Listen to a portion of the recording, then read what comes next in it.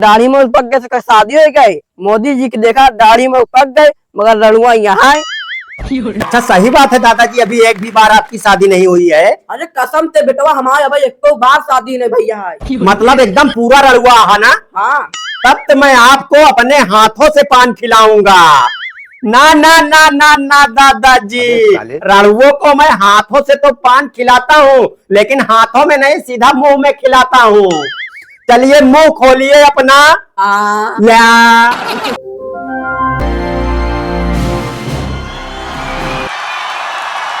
देख तेरे संसार की हालत क्या हो गई भगवान।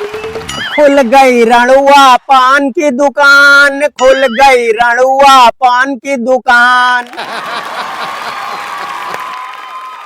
नमस्कार प्रणाम, मैं गरीब कॉमेडियन अपने इस रणुआ पान भंडार की दुकान पे आप लोगों का हार्दिक स्वागत एवं अभिनंदन करता हूँ। हाँ तो भैया हम खोले हैं रणुआ पान भंडार और यहाँ पर रणुओं को फ्री में पान खिलाया जाता है। अच्छा, दुकान खोलने से पहले मैंने सोचा इस दुकान का नाम दिलजले पान भंडार रखूं, लेकिन बहुत रिसर्च किया तो पता चला दिलजले ज्यादा दिन तक नहीं टिकते, क्योंकि भैया उनको शराब पीने की लत लग जाती है। यार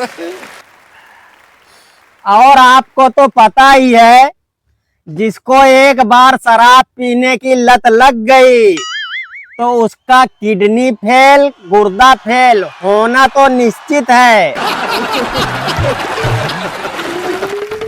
लेकिन रणुओं का काम अच्छा और लंबे समय तक चलता है और भैया उनको किसी प्रकार की टेंशन भी नहीं होती है, क्योंकि भैया उनके आगे नाथ न पीछे पगहा, उनको भला किस चीज की टेंशन। अब हमारे मोदी जी को ही देख लो, उन्होंने शादी किया तो उनको पता लगा कि शादीशुदा जीवन में अच्छे से काम नहीं चलेगा, तो वो तुरंत अपनी बीवी से अलग हो गए और जैसे ही अलग हुए उनका काम कितना अच्छे से चलने लगा। तुरंत ही लॉकडाउन लग गया, नोटबंदी हो गई। अच्छा, इधर हमारे योगी जी को देख लो, जब तक सोच रहे थे कि शादी करूंगा उनके बुलडोजर में जंग लगा हुआ था, उनको कोई जानता भी नहीं था। और जैसे ही उन्होंने फैसला किया कि अब शादी नहीं करूंगा, सारी जिंदगी रणुआ ही रहूंगा, बस उसी समय से उनका बुलडोजर जिसमें जंग लगा पड़ा था, अरे वही बुलडोजर बुलेट ट्रेन से भी तेज दौड़ने लगा। और इसी का नतीजा है भैया, आज यूपी के अंदर गलत काम करने के बारे में कोई सोच भी नहीं सकता, क्योंकि उनको अच्छी तरह से पता है अगर गलत काम करोगे तो बाबा जी का बुलडोजर भैया छोड़ेगा नहीं। अरे अब यूपी में ही नहीं, बाबा जी का बुलडोजर तो अब यूपी से बाहर भी दौड़ने लगा है। अभी कुछ दिन पहले बिहार से मनी मिराज को लाकर बाबा जी ने जेल में फेंक दिया। अरे कल तक जो ठंडी एसी की हवा खाता था, आज वो जेल की ठंडी दाल रोटियां खा रहा है। अब सोचो जरा, अगर रणुआ रहने पे इन लोगों का काम इतना अच्छे से चल सकता है तो भला मेरा काम क्यों नहीं चलेगा। अच्छा भाई लोग, पहले मैं भी शादीशुदा था। ये जो नीचे बोर्ड में फोटो दिख रही है वो मेरी इकलौती पत्नी थी, लेकिन अब वो नहीं है। एकदम पूरा रणुआ हूँ, एकदम योगी जी और मोदी जी की तरह।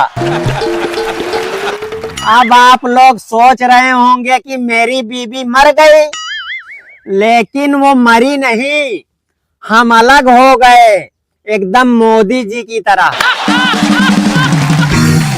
लेकिन एक राज की बात बताऊं, वो आज भी मुझसे बहुत प्यार करती है, और ऐसा नहीं है कि वो ही मुझसे प्यार करती है, मैं भी उससे बहुत प्यार करता हूँ भैया। हाँ, तभी तो उसकी फोटो बोर्ड में लगवाया है मैंने। अच्छा, जब हमारी शादी हुई तो मैंने दूध का बिजनेस शुरू किया था, लेकिन भैया बिजनेस शुरू करने के ही दूसरे दिन मुझे पुलिस वालों ने पकड़ लिया। तो मैं बोला, साहब दूधिया हूँ, दूध नहीं बेचूंगा तो क्या करूंगा? पुलिस वाले बोले, साले दूधिया है तो कुतिया का दूध निकाल कर बेचेगा तू? मैं सही बता रहा हूँ दोस्तों, मुझे कोई छुड़ाने तक नहीं गया। उस समय मेरी वही इकलौती बीवी गई मुझे छुड़ा कर लाई। इसके बाद दोस्तों मैंने खेती का काम शुरू कर दिया, क्योंकि भैया इस काम में पुलिस का तो कोई लफड़ा ही नहीं। लेकिन दोस्तों 5वें ही दिन मुझे फिर से पुलिस वालों ने पकड़ लिया, और भैया मार मार के मेरा बर्गर बना दिया। सबसे ज्यादा लठ तो उन्होंने मेरे पिछवाड़े में मारा था। मैं सही बता रहा हूँ दोस्तों, मैं कहीं बैठने के काबिल नहीं रह गया था। मैं बोला, साहब गरीब किसान हूँ, खेती नहीं करूंगा तो क्या करूंगा? वो बोले, साले गरीब है तो गांजा की खेती करेगा तू? उसके बाद दोस्तों किसी तरह हाथ पैर जोड़ने के बाद उन्होंने मुझे छोड़ दिया। अरे तालियां मत बजाओ भाई, असली परेशानी तो अब शुरू हुई। जब मैं वहां से चला तो एक बर्गर की चलती फिरती दुकान लग रहा था। एक ने तो पूछ भी लिया, भाई साहब बर्गर कितने का दे रहे हो? मैं बोला, भाई ये कोई बर्गर की दुकान नहीं है, बल्कि मेरे ऊपर बुलडोजर चढ़ गया और मेरा बर्गर बन गया। और जैसे ही घर पहुंचा तो मेरी बीबी बोली, अरे वाह, आज तो बर्गर वाला घर पर ही आ गया। वो बोली, भैया ऐसा करो एक पनीर बर्गर बना दो, और ऐसा करना मिर्च थोड़ी तेज कर देना। मैं बोला, अरे पागल, यहाँ मेरी जान निकल रही है और वहाँ तेरी जीभ लबलबा रही है। अरे ये कोई बर्गर की दुकान नहीं, मैं तेरा इकलौता पति हूँ, पति। वो बोली, हाय राम, ये कैसे हुआ? मैं बोला, अरे मैं क्या बताऊं, मैं रास्ते से आ रहा था, पीछे से एक बुलडोजर आके मेरे ऊपर चढ़ गया। मेरी बीबी भाग कर गई, एक कुर्सी लाई, बोली आप बैठ जाइए, अब आप कुछ मत बोलिए, मैं आपके लिए हल्दी तेल लाती हूँ। मैं बोला, अरे भाग्यवान, मुझसे बैठा नहीं जाएगा, अरे मुझे डॉक्टर के पास ले चलो। अच्छा, जब डॉक्टर के पास पहुंचा तो डॉक्टर साहब ने बोला, अरे भाई साहब क्या हुआ? तो मैं बोला, मुझे हाथी ने काट लिया। दिख नहीं रहा है आपको मेरे ऊपर बुलडोजर चढ़ गया है? उसके बाद डॉक्टर साहब बोले, माफ करना, मैंने पहचाना नहीं, ऐसा करो बैठ जाओ, उसके बाद मैं आपका इलाज करता हूँ। उसके बाद मैं बोला, डॉक्टर साहब आप बस इलाज करो, मैं बैठ नहीं पाऊंगा। फिर डॉक्टर साहब बोले, सबसे ज्यादा दर्द कहाँ हो रहा है? तो मैं बोला, डॉक्टर साहब सबसे ज्यादा दर्द मेरे पिछवाड़े में हो रहा है, क्योंकि सबसे ज्यादा लठ तो मुझे वहीं पर पड़ी है। उसके बाद दोस्तों डॉक्टर साहब ने एक डिब्बे से पीले कलर की गोली निकाली और 4-5 गोलियां एक लिफाफे में डाल दिए। फिर बोले, हाथ में भी दर्द हो रहा है? तो मैं बोला, हाँ डॉक्टर साहब, हाथ में भी दर्द हो रहा है। तो उन्होंने 3 नीले कलर की गोली भी उस लिफाफे में डाल दी। उसके बाद बोले पैर में भी दर्द हो रहा है। तो मैं बोला हाँ डॉक्टर साहब, पैर में भी दर्द हो रहा है। तो उन्होंने लाल कलर की 4-5 गोलियां उसमें डाल दी। फिर उन्होंने बोले पीठ में भी दर्द हो रहा है। तो मैं बोला हाँ डॉक्टर साहब, पीठ में भी दर्द हो रहा है। तो उन्होंने हरी कलर की 6 गोलियां उस लिफाफे में डाल दी। उसके बाद डॉक्टर साहब बोले सर में भी दर्द हो रहा है। मैं बोला हाँ डॉक्टर साहब, सर में भी दर्द हो रहा है। तो 6 गोलियां काले कलर की भी उस लिफाफे में डाल दी। अच्छा, अब वो आगे बोले पेट में भी दर्द हो रहा है। इतना बोलते ही मैं समझ गया दोस्तों कि जितनी जगह दर्द होगा उतने कलर की डॉक्टर साहब गोलियां देंगे मुझे। अब दर्द तो मुझे पूरी शरीर में हो रहा था। मैं बोला डॉक्टर साहब ऐसा है, मेरे पूरे शरीर में दर्द हो रहा है। आपके पास जितने भी कलर की गोलियां हैं सब उस लिफाफे में डाल दीजिए। तो भैया यही थी कहानी। अब मैं थोड़ा पान बेच लूं अपना। आओ भाई पान खाओ, पान रणवो का स्पेशल पान। ए दादा आओ पान खा लो, रणवो के हेलो, हाँ। एकदम हम बाजार पहुंच गया है।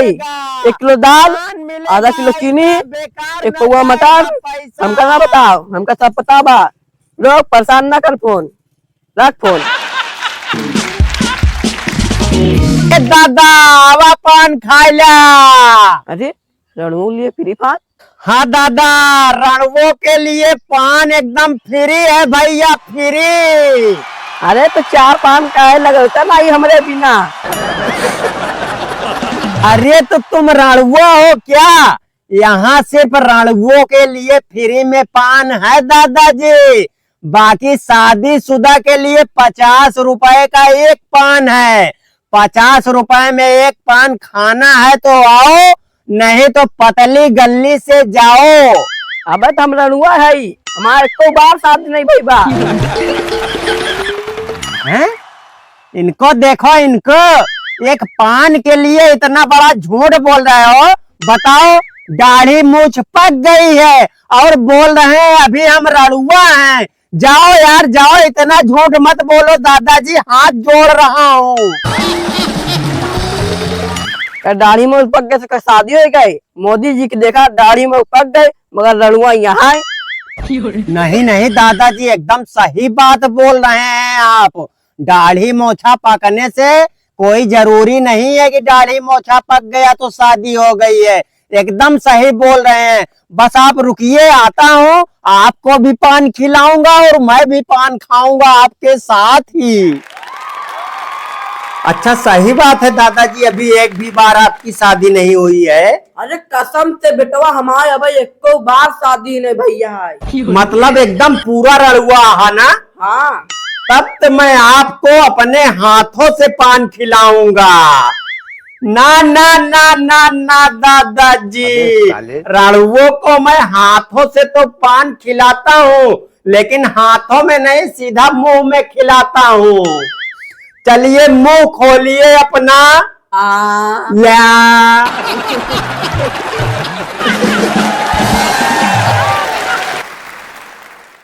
भाई लोग 1 मिनट, ये वीडियो कैसी लगी कमेंट करके जरूर बताइए। और अगर अच्छी लगी हो तो लाइक करिए, अपने दोस्त रिश्तेदारों को भी शेयर करिए। और चैनल पे नए हैं तो चैनल को जरूर सब्सक्राइब कर लीजिए, क्योंकि आगे आने वाले समय में इससे भी अच्छी अच्छी वीडियो आने वाली है। बाकी मिलते हैं फिर किसी दिन एक नई वीडियो के साथ। तब तक के लिए राधे राधे।